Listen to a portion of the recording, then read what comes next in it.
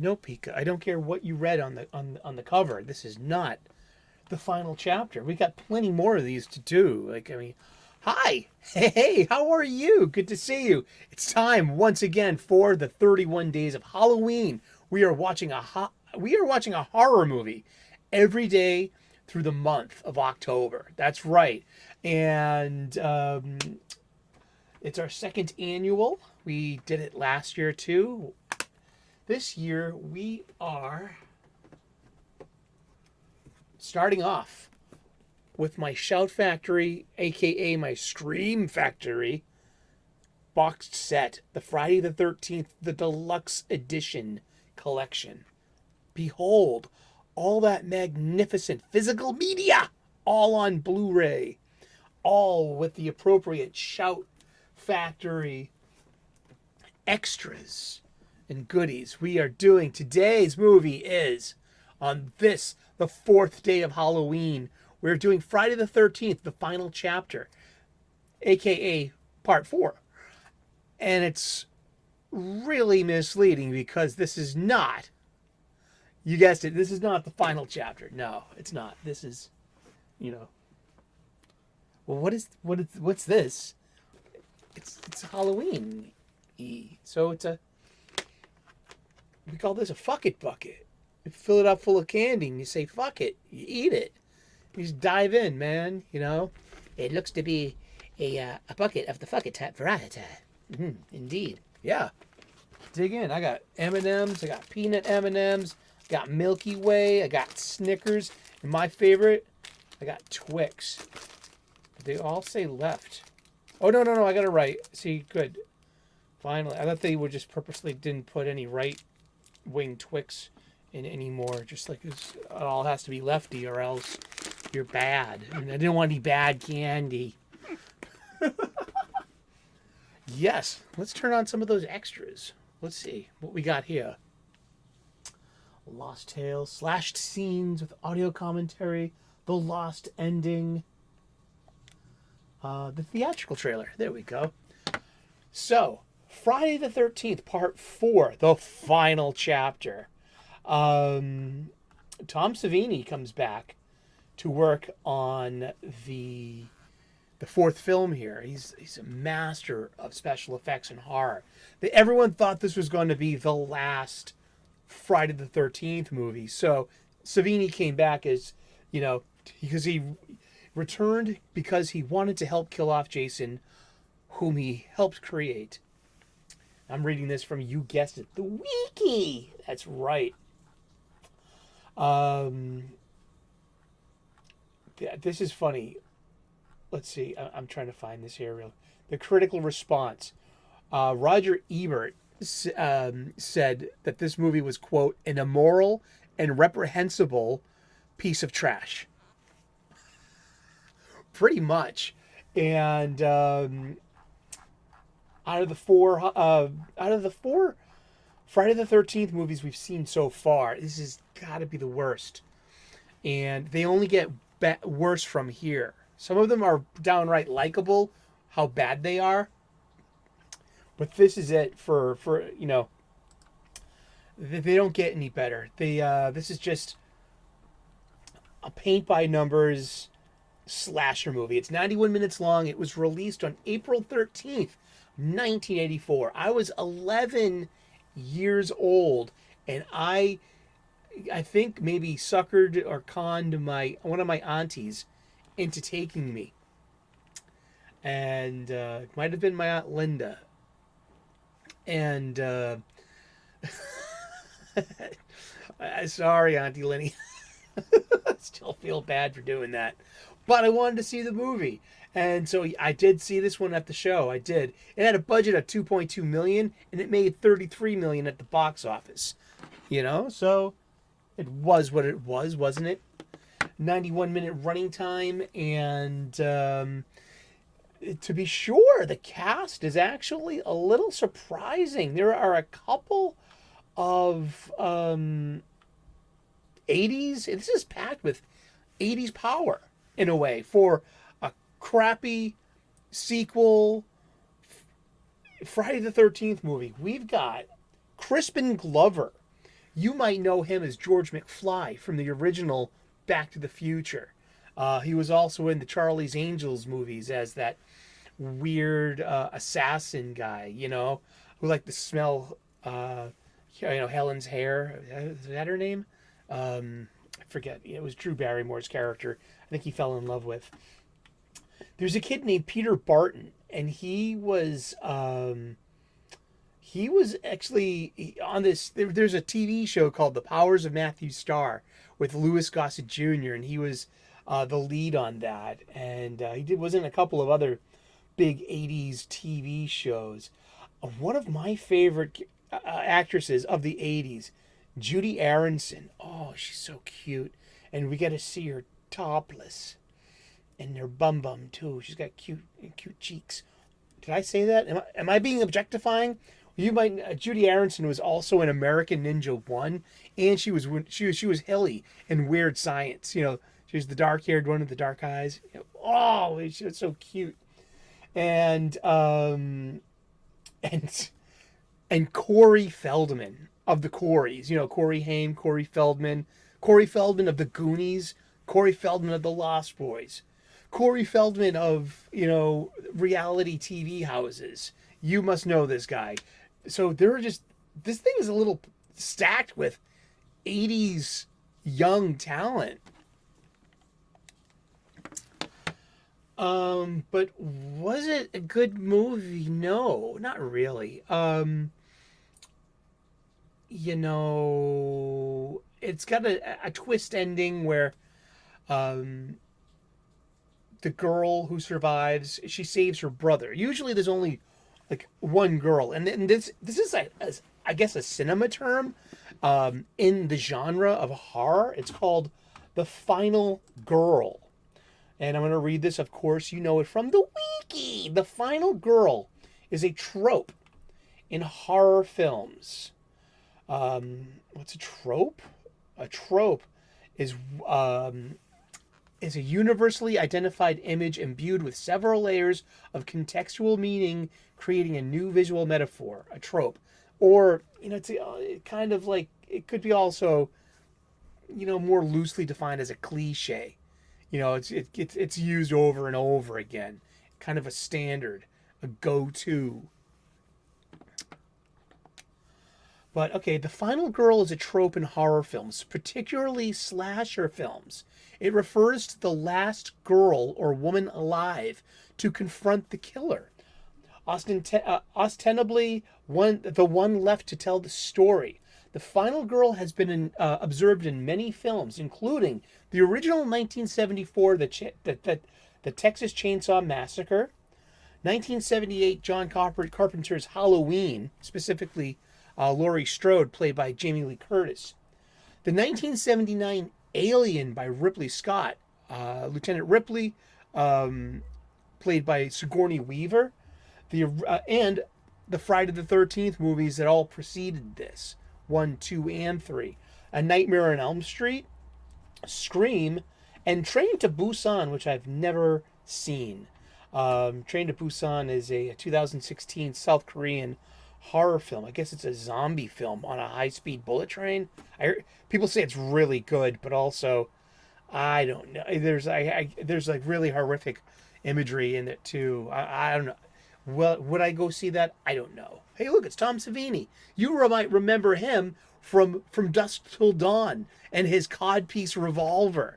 Yeah, Tom Savini is just he's a legend sci-fi special effects artist. This term, the final girl, was coined by Carol J. Clover. She is a professor of medieval studies and American film at the University of California, Berkeley. In her book, Men, Women, and Chainsaws, Gender in the Modern Horror Film from 1992, Clover suggests this. This is interesting, I think, that in these horror films, the viewer began by sharing the perspective of the killer, but experienced a shift in identification to the final girl partway through the film. So we lose the killer's POV, and and creeping up on people, hearing the snapping twig, the rising spooky music, the jump scare, and eventually somewhere around Act 2, maybe in the beginning of Act 3, our emotional valence and our perspective changes, and we become more attached to the final girl who is going to live to tell the tale. True that. And the original meaning of final girl, as described by Clover in 1992, is quite narrow. Remember, this is a wiki. Clover studied slasher films from the 70s and 80s, which is considered the golden age of the genre. Well, for slasher films, yeah. For horror films, no. But slasher films are a subgenre of the horror genre. Remember, horror had a golden age in the actual golden age of cinema. There was Bela Lugosi's Dracula. There is Lon Chaney's The Werewolf and The Mummy. There's all those classic, Frankenstein. Then comes, things such as the Hammer films, and define the final girl as a woman who is the sole survivor of the group of people, usually youths, who are chased by the villain, and who gets a final confrontation with the villain, whether she kills him herself or is saved at the last minute by someone else, such as a police officer, and who such has a privilege because of her implied moral superiority. For example, she is the only one who refuses sex, drugs, or other behaviors, unlike the rest of her friends who got killed, who had it coming because they were loose with their morals. And that's something that's actually kind of inspected a bit in the fabulous The Cabin in the Woods by Drew Goddard and Joss Whedon. And we did that one last year. And there's a really good commentary track with Goddard and Whedon. It's worth the price of admission.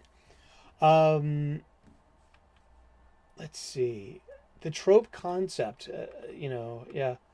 The final girl trope has evolved through the years, and I'm not going to spend the rest of this show reading from a wiki. I mean, but I will go on to say, a lot of the film, it deals with, T and A, tits and ass. And it was a rated R movie, and there is a bit about objectification of the female form. Weirdly enough, too, because it's also about the destruction of the female form, too, by the horrible mutilations and killing. See, the killers often target these young, beautiful women. And, whether or not it's problematic or not, that's not up for me to decide. It's the 21st century. We're talking about 20th century cinema. And to call slasher movies cinema is, well, we're being nice to the slasher films, aren't we? Brings us to something that we hear a lot about in culture. It's called the male gaze. Here we go. I'm going to read this, of course, from the wiki.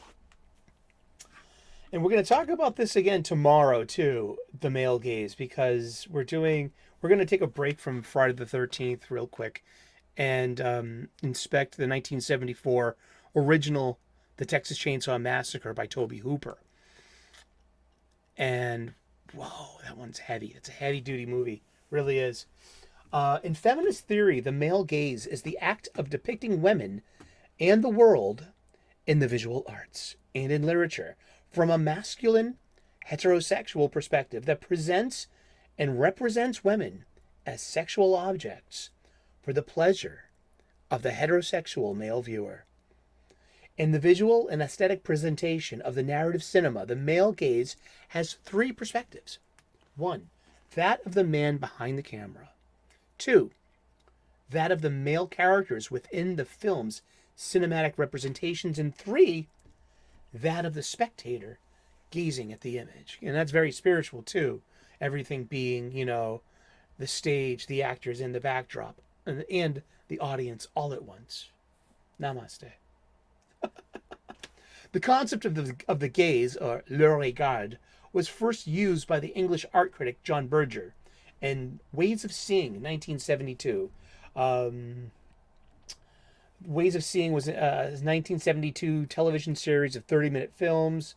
It was broadcast on BBC Two, and which presents and analyzes the representation of women as passive objects to be seen in advertising and as nude subjects in European art. The feminist intellectual Laura Mulvey applied the concept of the gaze to critique traditional representations of women in cinema, from which work emerged the concept and the term of the male gaze. It's about beauty standards, it's about cultural standards, it's about the cultural permissions of allure and of sexuality, and it's also about fetishizing. Can I say this word? Can I even speak it? Pika, can you write this out for me phonetically, please? Fetishizations of women, and it's simultaneously exalting and problematic, and it's just one of the parts of cinema and of being a cinema fan, and especially of 70s and 80s, 90s horror movies. There is a lot of attention put on the women as victims and as the ultimate savior of the movie, the ultimate heroine of the movie, not the hero, the heroine, the female hero is the heroine in the final girl. And yeah, I just, we'll talk about more about Final Girl and male gaze tomorrow with Texas Chainsaw Massacre, which was, whoa, that was some heavy duty lifting here. But personally, yeah, I mean, as the movie goes, yeah, it's quite bland. This movie is I found it so far to be the most boring of the four that I've seen. And I didn't find 1, 2, and 3 to be boring. I had, 3 was a little, 3 was gimmicky camera-wise because, 1 and 2 had some great camera work, some decent cinematography, and good jump scares. And so by the time we get to this 4th installment, it's already tired. And they're going to try to reinvigorate this franchise several more times. And the next one is called A New Beginning. And then the 6th part is called Jason Lives. Is that it? And then the 7th one is called The New Blood. And then the 8th one is called Jason Takes Manhattan. And then the 9th one is called Jason Goes to Hell. And then the 10th one is called simply Jason X or Jason 10. And it's just about perpetuating the property and milking it for money. Seriously. After this movie, I don't waste my time in the movie theater with them. I rent them on video cassette from the video store. Like I said, I've seen all of these movies, but specifically only 3 and 4 I watched at the show. So, yeah, I don't have much to say about Friday the 13th, the final chapter, except for beautiful women. And pretty darn good special effects. The special effects in this are top game because Tom Savini brings his A game on this, and it shows. I mean, there's some good gore and some really like moments like that, open wounds, gushing blood, and because you can't do the same gag over and over again.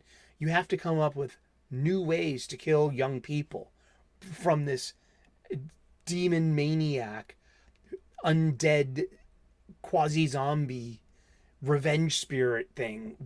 What is a Jason Voorhees?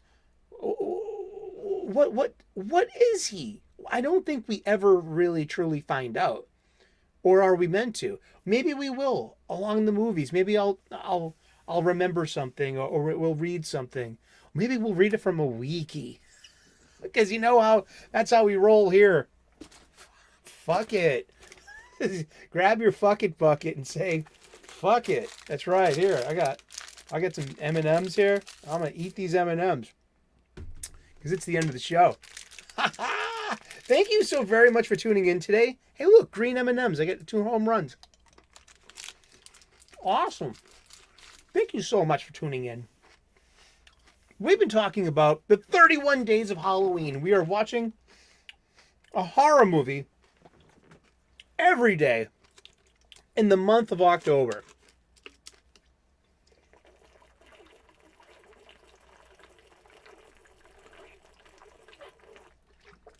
Damn, I was thirsty. See, that's the perfect time for Jason to come up behind you and slit your neck from ear to ear and spray the camera and the walls with your blood. Don't worry, Pika's got my back. He's protecting me. Thanks, Pika. And thank you for tuning in. So tune in tomorrow, 6 p.m. U.S. Eastern. We'll find out which actually, we already know which. We're going to take a break from Friday the 13th for a night. We're going to take a peek at the original 1974, The Texas Chainsaw Massacre. I'm not even bringing up the remakes and the sequels. I want to talk about specifically this film. And we're going to be bringing up Final Girl and Male Gaze again. And about cultural stuff, because it's a bit more, it's a bit more of a developed film. No pun. In the digital age, will people even get that joke? Who knows? We'll find out tomorrow when you tune in. Thank you so very much. God bless. Namaste. Good luck. Please like and subscribe if you haven't already. I would love to earn your subscription. We make daily content here. And we will see you again in that dark movie theater.